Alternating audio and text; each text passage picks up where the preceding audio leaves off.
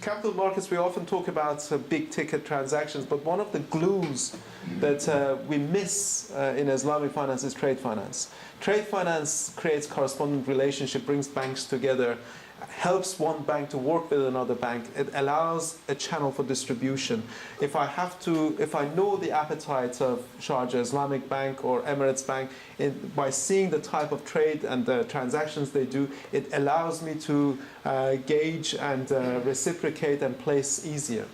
We don't see much. There are several reasons why, largely because most trade banks like to have international presence, and a lot of banks want to place their money with clearing banks that offer them fairly risk-free security. BLME has relationship with such banks. There are windows all around the world.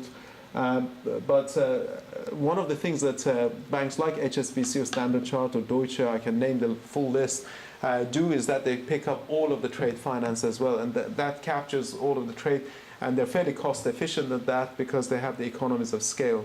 What a bank in London wants to be is to be the trade partner for documentary credit or other forms of trade transactions between the banks, and that encourages the flow. We're encouraging that strongly with Turkish banks who have a very large trade finance flow, but I think there's a big opportunity, as the table shows here, significant flow of exports and imports between countries in the Organization of Islamic Conference that takes place over 1.4 trillion, and almost a negligible amount of that.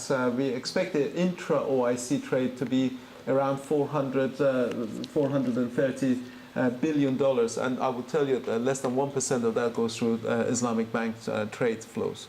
And that's an opportunity that is being missed because it's the most natural contract that lends itself to Islamic finance. It's a very simple murabaha. You don't need to do the metal trade. You just buy the trade and sell on.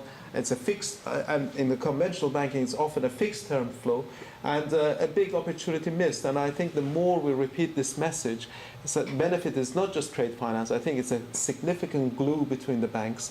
It brings the Islamic banking together, and in itself will develop the capital market further.